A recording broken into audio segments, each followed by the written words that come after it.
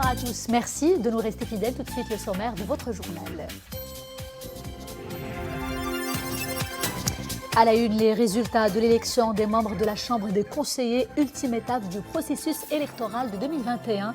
Les partis de la nouvelle majorité gouvernementale composée du RNI, du PAM et du parti de l'Istiqlal confirment leur domination du paysage politique national. Mise en échec d'un plan terroriste imminent grâce au démantèlement d'une cellule terroriste s'activant dans la ville de Tanger. Cellule composée de 5 personnes âgées entre 22 et 28 ans qui avaient prêté allégeance à l'organisation terroriste dite Daesh. Nous parlerons également au football. Les Lions de l'Atlas vont croiser le fer dans moins d'une heure, à 20h exactement, avec l'équipe nationale de la Guinée-Bissau. Un match très important puisqu'il s'inscrit dans le cadre des éliminatoires africaines du Mondial Qatar 2022. Bonsoir. À la une, l'élection des membres de la Chambre des conseillers. Les politologues et les experts sont unanimes. L'élection des membres de la Chambre des conseillers reflète un scrutin de stabilité et de confirmation du vote du 8 septembre dernier. Les 3 partis de la majorité ont remporté 63 sièges au total, 27 pour le RNI, 19 pour le PAM et 17 pour le parti de l'Istiqlal. Les précisions tout de suite en compagnie de Mohamed Etchkar. Voici la nouvelle configuration de la Chambre des conseillers. Sans surprise aucune, le RNI, le Rassemblement national, est arrivé en tête des élections avec 27 sièges. Le parti Authenticité et Modernité, le PAM, est deuxième avec 19 sièges, suivi du parti de l'Istiqlal, 17 sièges. Ces 3 partis de la majorité gouvernementale et parlementaire totalisent donc 63 sièges, soit une majorité des voix également à la Chambre des conseillers. Pour les autres partis, le MP, le Mouvement populaire, est 4e avec 12 sièges, suivi de l'USFP, l'Union socialiste des forces populaires, avec 8 sièges. Le PJD, le Parti Justice et Développement, s'en sort avec à peine 3 sièges. Et l'Union constitutionnelle, l'UC, se contente de 2 sièges. 3 partis politiques ont obtenu chacun 1 siège, alors qu'un candidat sans appartenance politique a réussi à arracher une place à la Chambre des conseillers. S'agissant des sièges dédiés au collège électoral des représentants des salariés, l'UMT, l'Union marocaine du travail, a obtenu 8 sièges, l'Union générale des travailleurs du Maroc 6, la Confédération démocratique du travail 3 sièges, l'Union nationale du travail au Maroc 2 sièges et la Fédération démocratique du travail 1 siège. Et pour ce qui est du collège électoral des représentants des organisations professionnelles des employeurs, les plus représentatives, les 8 sièges en lice ont été remportés par les candidates et candidats appartenant aux organisations régionales ou centrales de la CGEM, la Confédération générale des entreprises du Maroc. Ces résultats restent provisoires, en attendant leur validation par les commissions régionales de recensement, en vertu des dispositions juridiques en vigueur en ce qui concerne les collèges électoraux des représentants des collectivités territoriales, des chambres professionnelles, des organisations professionnelles des employeurs les plus représentatives, ainsi que par la Commission nationale de recensement pour ce qui est du collège électoral des représentants des salariés. Mise en échec aux premières heures de la matinée d'un plan terroriste imminent grâce au démantèlement d'une cellule extrémiste s'activant dans la ville de Tanger. Cellule composée de 5 individus âgés entre 22 et 28 ans qui avaient prêté allégeance à l'organisation terroriste dite Daesh. Opération réussie grâce au bureau central d'investigation judiciaire sur la base de renseignements précis fournis par la Direction générale de la surveillance du territoire national. Nissel El Hamdaoui pour le commentaire. Aux premières heures de la matinée, les éléments de la force spéciale relevant de la DGST ont donné l'assaut au même moment dans différents endroits à Tanger. À ce moment précis, le chef de cette cellule terroriste a opposé une résistance des plus farouches. Les éléments d'intervention se sont vus contraints de tirer des bombes sonores de sommation pour neutraliser le danger. C'est ce qu'indique un communiqué du Bureau central d'investigation judiciaire. Cette opération a permis de mettre en échec un plan terroriste imminent visant le pays. La cellule terroriste démantelée est composée de 5 personnes âgées entre 22 et 28 ans. Tous avaient prêté allégeance à l'organisation terroriste Daesh. 4 autres individus ont également été interpellés. Ils étaient imprégnés de l'idéologie tekfiriste, porteurs d'un projet terroriste transfrontalier.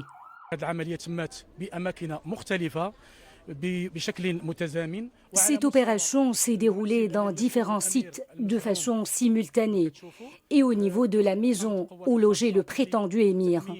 Les forces spéciales ont procédé à la sécurisation de l'endroit et à l'évacuation de la famille du mis en cause et des voisins habitant les maisons mitoyennes. L'objectif étant de les mettre hors de tout éventuel danger. Car le danger était bien là, réel. En témoignent les perquisitions et le ratissage technique qui ont révélé l'existence d'une bouteille et de flacons de divers volumes contenant de l'acide nitrique et des liquides chimiques suspects, ainsi que des clous et des fils électriques et 6 bonbonnes de gaz suspectées d'être utilisées dans la fabrication d'explosifs artisanaux. Un grand étendard a également été saisi. Il portait l'emblème de l'organisation Daesh. Autre saisie, celle d'uniformes paramilitaires, d'armes blanches de différents calibres, dont des objets tranchants et contondants, et un sabre, ainsi que des équipements et du matériel informatique, mais aussi des imprimés et des portraits de l'ancien dirigeant au sein du groupe djihadiste Daesh dans la région sahélo-saharienne, Adnan Abou Walid al-Sahraoui. Selon les premiers éléments de l'enquête, les membres de cette cellule terroriste ont adhéré à une campagne de recrutement et d'embrigadement. L'idée est de renforcer leur rang. Ils ont acquis plusieurs produits entrant dans la fabrication d'engins explosifs artisanaux, après une opération de souscription interne pour collecter les fonds nécessaires, en prévision de commettre des opérations d'explosion à distance, devant cibler des sièges et des personnalités sécuritaires, ainsi que des lieux publics, accueillant des citoyens marocains et étrangers. Le communiqué du BCIJ explique que pour fabriquer les engins et explosifs, la cellule terroriste a misé sur la formation technique d'un de ses membres en tant que technicien spécialisé en électricité et exerçant dans le domaine d'installation des caméras, lequel menait des simulations sur la fabrication d'explosifs en se basant sur les techniques et applications disponibles sur certains sites internet extrémistes. Au niveau du quartier où l'opération a eu lieu, les habitants disent n'avoir rien vu de suspect concernant le chef de la cellule interpellée, un nouveau voisin qui, selon certains d'entre eux, se faisait discret. Cet homme vient de loger dans notre quartier il y a 6 ou 8 mois. Il était silencieux. Personne ne le connaît. Dieu merci, les équipes de sûreté s'acquittent comme il se doit de leur mission.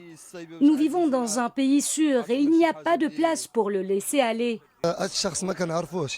Nous n'avons jamais connu cet individu. Le terrorisme est un fléau étranger à notre quartier. Les habitants n'ont jamais vécu une telle trouille. Nous remercions les équipes de la Sûreté nationale.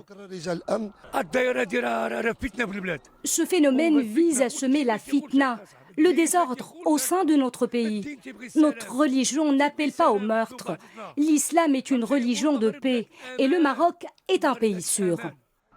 Les premiers éléments de l'enquête ont également révélé que l'émir de cette cellule terroriste a entrepris plusieurs contacts avec des dirigeants de premier rang de l'organisation Daesh dans la région sahélo-saharienne. Le but est de garantir les ressources nécessaires au financement de ces projets terroristes et d'assurer l'approvisionnement en armes et autres équipements logistiques nécessaires aux opérations terroristes. Des logements ont été remis aujourd'hui à Tanger au profit des familles des martyrs de l'intégrité territoriale du royaume dans le cadre de la haute sollicitude dont Sa Majesté le roi Mohammed VI son tour, les membres des phares, les forces armées royales et leurs familles. La délégation régionale de la Fondation Hassan II pour les œuvres sociales des anciens militaires et des anciens combattants a ainsi supervisé au niveau de la place d'armes de Tanger-el-Alayesh la remise des documents de logement au profit de 10 familles des martyrs de la patrie relevant du territoire de la délégation.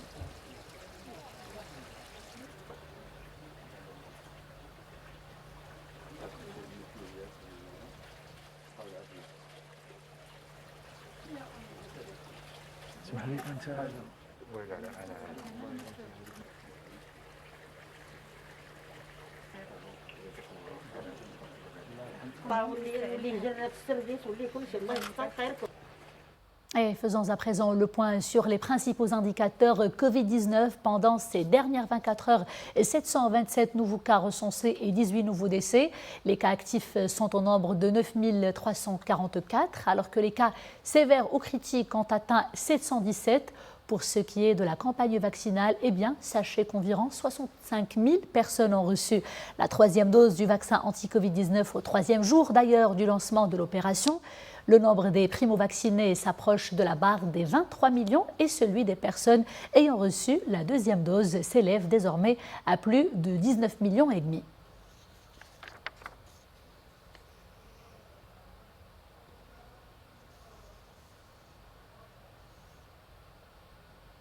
C'est parti pour les journées économiques Maroc-France. La première étape est prévue après-demain, vendredi 8 octobre, à Paris.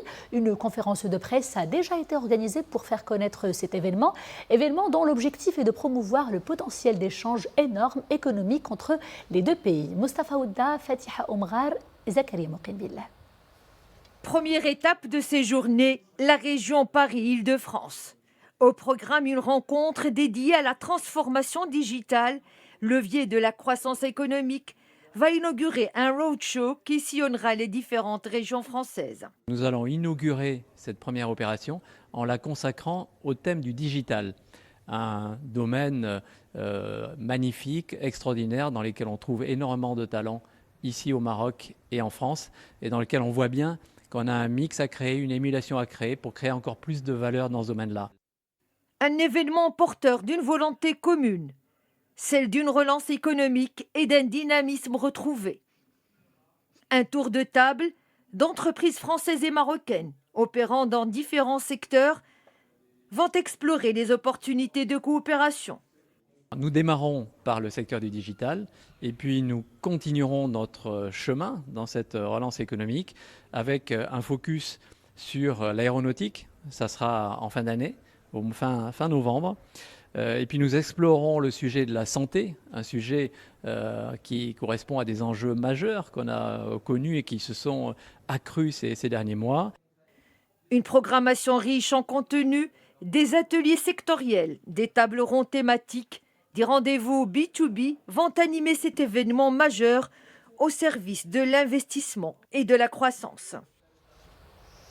Les automnales de chirurgie maxillofaciale et esthétique se poursuivent à Marrakech, organisées par le service concerné de l'hôpital Ibn Tofayl à Marrakech. L'événement inclut une campagne chirurgicale humanitaire, une action solidaire au profit de 500 patients atteints de cicatrices faciales.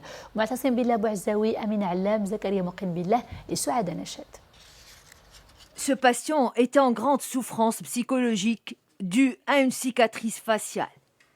Mais bientôt, il pourra retrouver le sourire.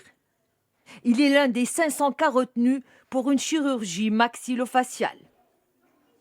Des dizaines d'interventions sont réalisées au quotidien dans le cadre d'une opération humanitaire à l'hôpital Ibn Tofayl de Marrakech.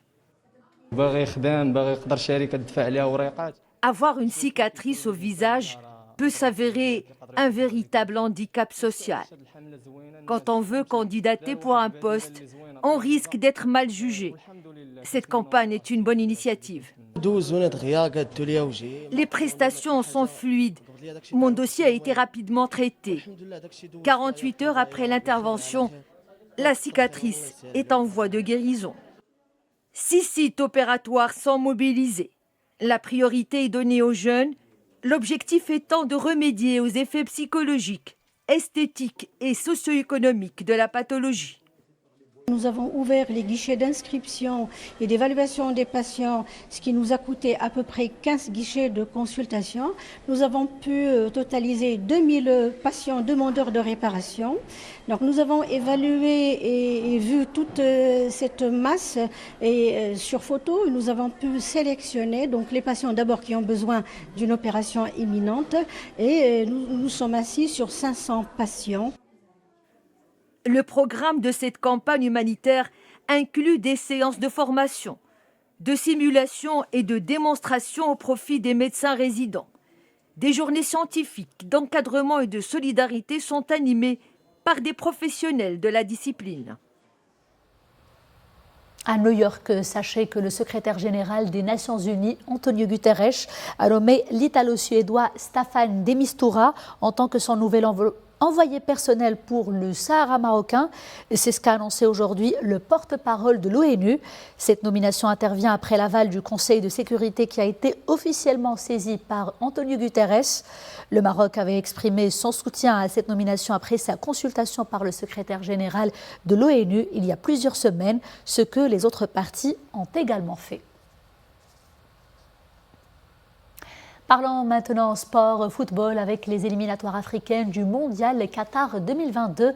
Dans moins de 3 quarts d'heure, c'est cela, dans moins de 3 quarts d'heure, les Lions de l'Atlas vont disputer un match important, décisif. Ils seront opposés à la Guinée-Bissau. La rencontre compte pour la 3e journée des éliminatoires et se jouera à huis clos à Rabat. Tout de suite, le commentaire de Mohamed El Chgar sur cette rencontre très importante donc. Dans 1 heure, ce sera le coup d'envoi d'un match décisif contre la Guinée-Bissau. Un match décisif parce qu'il est qualificatif pour la Coupe du Monde Qatar 2022, mais surtout, il s'agit d'un match qui sera très relevé. La plupart des joueurs de l'équipe adverse évoluant dans des championnats en Europe.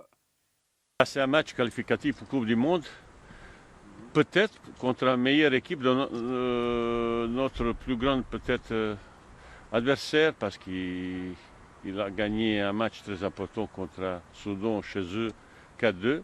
C'est la première fois que Soudan a pris 4 buts. Le match de ce soir sera âprement disputé. Mais les joueurs marocains sont animés d'une ferme volonté d'engranger les 3 points de la victoire et de mettre un premier pied dans le prochain tour. Les gens qui vont entrer aujourd'hui dans le football mondial, on a la possibilité de faire 5 changements. Et ce matin, je dis, c'est peut-être les joueurs qui vont entrer, qui vont faire peut-être ces différences. Ambiance est trop serein, c'est pas mal. Je suis très optimiste. De toute façon, on n'a pas beaucoup de choix. Certes, l'équipe nationale sera dépourvue des services de son attaquant de pointe, Youssouf N'Sairi. Les Lions de l'Atlas dégainent de nouveaux talents fortement motivés pour bien mouiller le maillot national.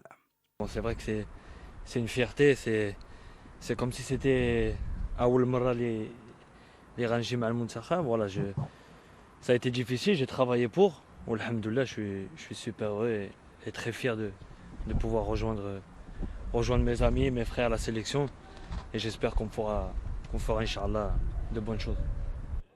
La sélection nationale recevra la Guinée-Bissau ce soir et samedi prochain, avant d'affronter la sélection guinéenne le 12 de ce mois à Rabat, soit un total de 3 matchs en 1 semaine. Dur.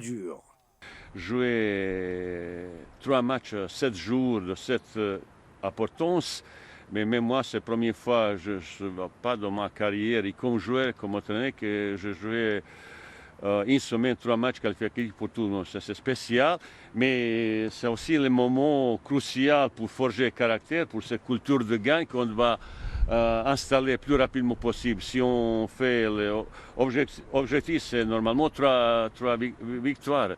Lors de la première journée, le Maroc, qui occupe provisoirement la 2e position avec 3 points, avait battu le Soudan à domicile par 2-0.